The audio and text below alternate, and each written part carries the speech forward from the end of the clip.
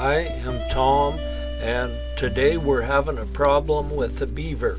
We have too many beaver on our place here. Our place has a little creek that runs right down through the bottom of it. And anyway, I have an orchard that's not far from the creek, and the beaver are cutting my apple trees and other fruit trees down at an alarming rate. So we have to eliminate a few of the beaver. We're going to just bring the number down a little bit. We're by no means trying to get totally rid of them because I really enjoy seeing them. But when they get to doing so much damage, we have to do a little bit of something. I've trapped beaver before, but never much, just a few times with this kind of trap, and it's called a carnivore beaver trap. And anyway, what it is just a series of rods. A beaver are very strong, and if you catch them in the old leg hold traps, sometimes they'll break their leg off and go on and then be a three-legged beaver. And if they do it a few times, they may not even have 3 legs. We have a device to set the trap with. It kind of works like a great big pair of pliers. And so we compress these spring wires on the edge of the trap, and then there's a little hook you hook them with when you get them compressed. There, that one's compressed, so it'll stay like that. Now we have to do the other side, and I have my great grandson Carter helping with this, setting these traps. He's good and strong, and these traps aren't real easy to set. Those springs are pretty tough on them, so you don't want to get caught in them. And these are a very humane beaver trap. When the beaver gets in them, there's a little wire that it trips, and then the trap comes down on the beaver's body, killing him instantly. Where it used to be with the old leg hold traps, sometimes they'd pull their leg off and they'd figure out a way to get out of them, and they had to suffer till you came and checked them. And this way, he's dead instantly, and all you have to do is pull him up out of the creek and take him up and skin him and make a really nice beaver skin.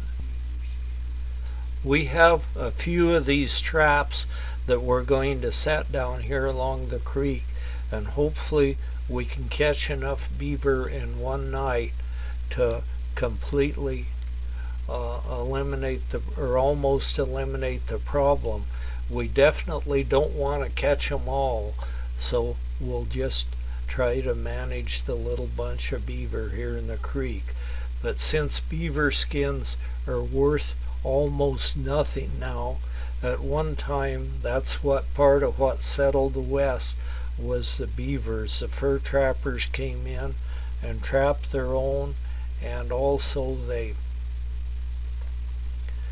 traded with the natives in the area and got beaver skin, which they shipped out. Hudson's Bay Company and other companies came in and almost completely eliminated the beavers. But we're not going to try to even do that. We're just going to keep the numbers down a little bit to minimize the damage in the orchard. I've put chicken wire around most of my trees, just so the beaver won't cut them when there's a wire wrapped around them like that, although they're probably strong enough they could tear the wire off, but they usually don't. Since they're synthetics, the beaver skins are just worth hardly anything, but they used to be worth a bundle. Even Abraham Lincoln wore a beaver felt hat. And my hat is a felt hat, but it's made out of artificial nylons and other things, and so it it isn't made of beaver, so a beaver skin is pretty hard to sell now, and you get very little for them. But when I was a kid, I used to trap beaver occasionally, and we got a little bit more for them then than we do now. But I was born too late to be in on the beaver. But they even had to ship some beaver in to Ten Sleep Canyon in Wyoming to transplant them because they had the fur trappers had trapped them almost to extinction. And so now that there's no longer a market for them, they're growing to the point where they're almost a big nuisance. I need to teach Carter how to trap beaver too. He's big enough to do a good job at trapping beaver, and that way we can keep the numbers down a little bit on them here in our creek. The modern day fur trappers say that the amount of time it takes to skin a beaver and stretch the pelt out and flesh the pelt and get it ready to sell, that they're just plain not worth it because you get next to nothing for them. So most people don't even skin them, but we're going to skin them, and they make a really pretty hand decoration. Carter's getting ready to squeeze the spring down on the trap here with these plier-like things, and then when he gets it squeezed down, I'll hook the little safety hook over it, and then we'll put it down in the creek and unhook those safety hooks.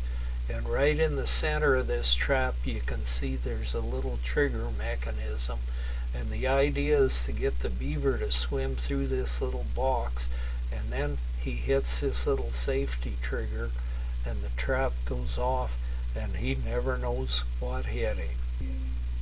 This kind of trap is only legal to use over a stream or over water. That's to keep other animals from getting in them. Like if a dog gets in an old leg hold trap, you can just let him out, and he might limp around for a day or two, but usually it doesn't hurt him if you catch him right away. And boy, do they start hollering and screaming when they get in the traps.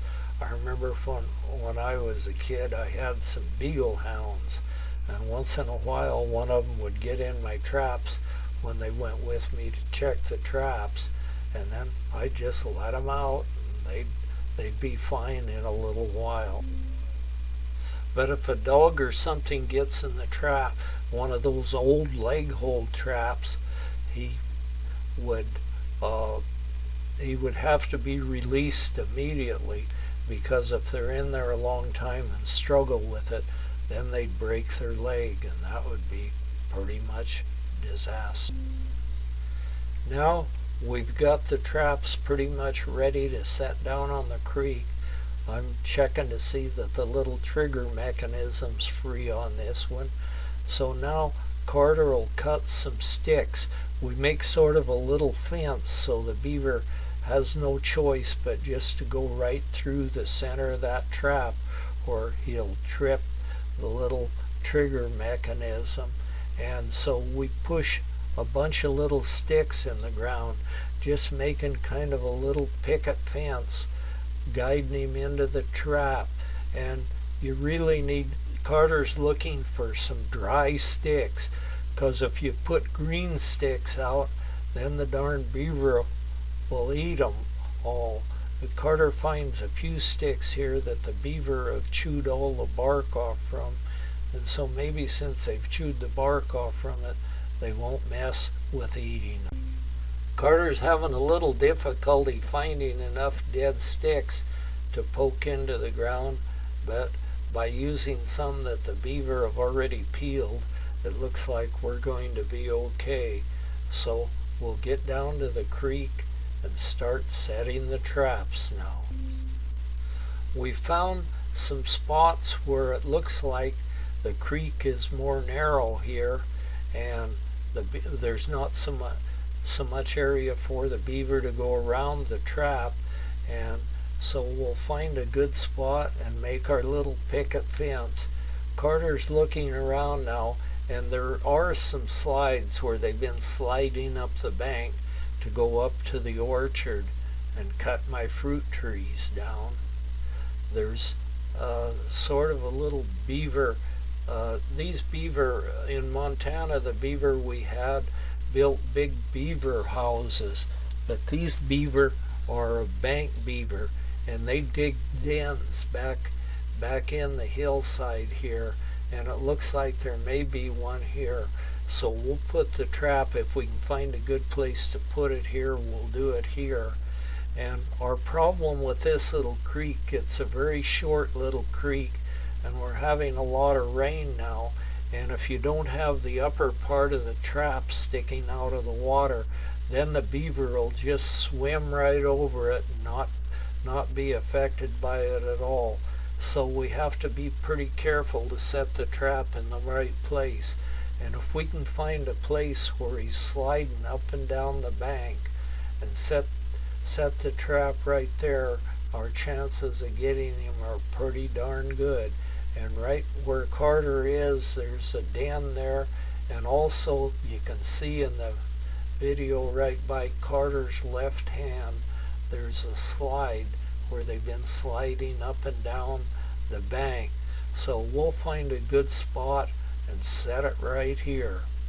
Carter's looking around and discussing it a little bit, but the problem we have with it here is this creek, with all the rain, we don't know how high the creek's going to get, so we may not catch anything till the rain lets up a little bit, and the creek will go down pretty fast when the rain stops coming. There's sort of a dam here where the beaver have had a dam, and someone has taken it out. So we're going to get our setup going here, and Carter's cutting some more dead sticks to make the little picket fence around to guide the beaver right into the trap. Carter is 18 years old now, and he's going to college, but anyway, it's nearby, so he's here of a morning and evening where we can check the traps and see if we've got a beaver.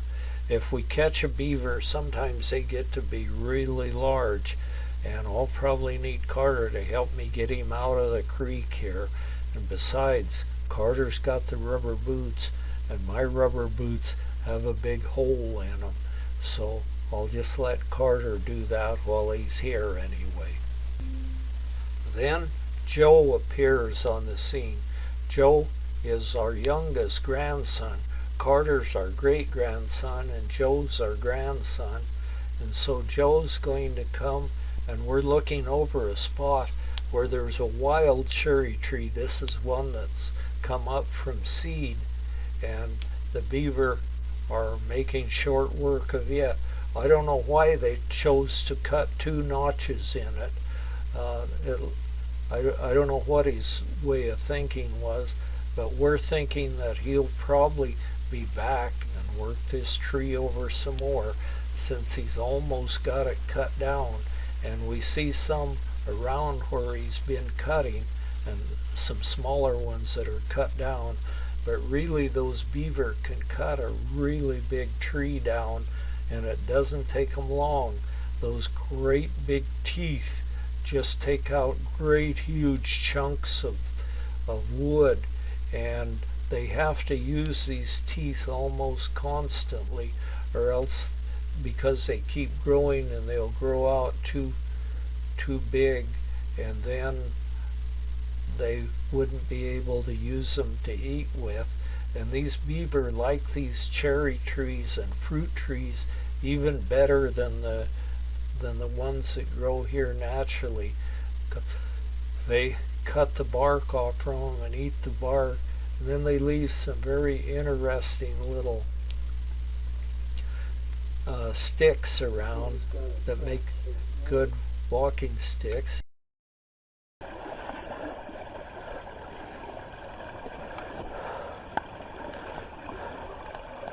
And Joe's got a trap set right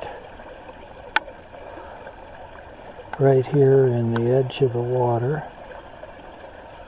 That's a corner bear beaver trap. They've been up here feeding on this. They chew the bark off these and use it for food. There's a bunch more they've chewed off. What next? I'll put another stick or two there. What's not sticks, ain't it? I'll put another one there just to make sure.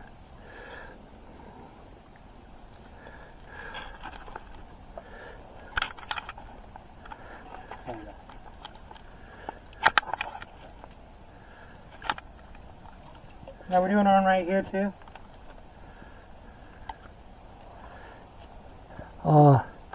Yeah, right where you're standing. Well, it's over there. You want to get it? Yeah.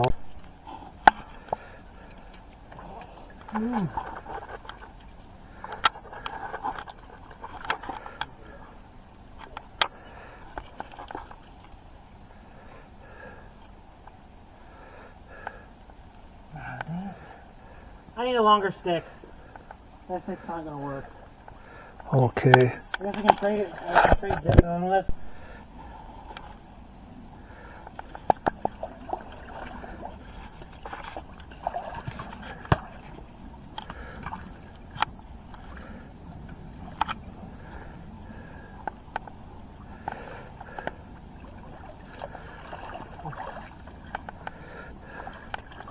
Carter's building a little fence there.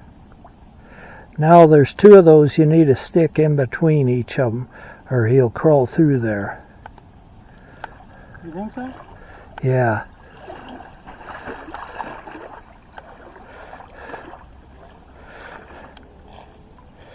He's a smart beaver.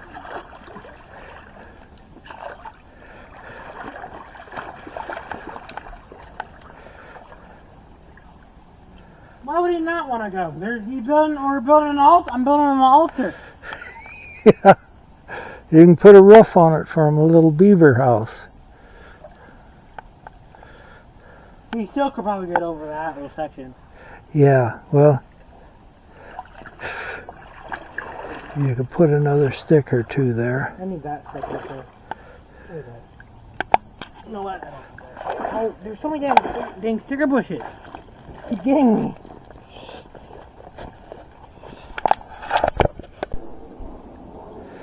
Carter's got his beaver traps all set there now. All you need to do is get out of the water and come check it first thing in the morning. Oh, I can't do it. I'll do it when I get home from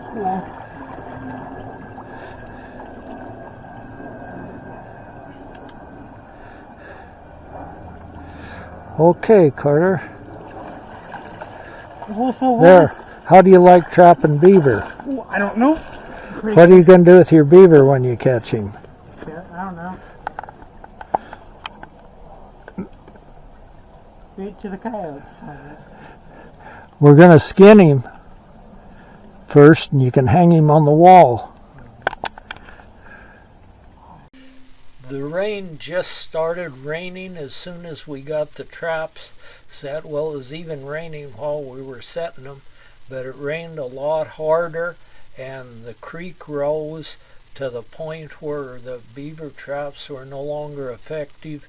The beaver could just swim over them and get around them, and so the water will go down pretty quick, I am guessing. So when it does, and then I'll show you the beaver that we're going to catch.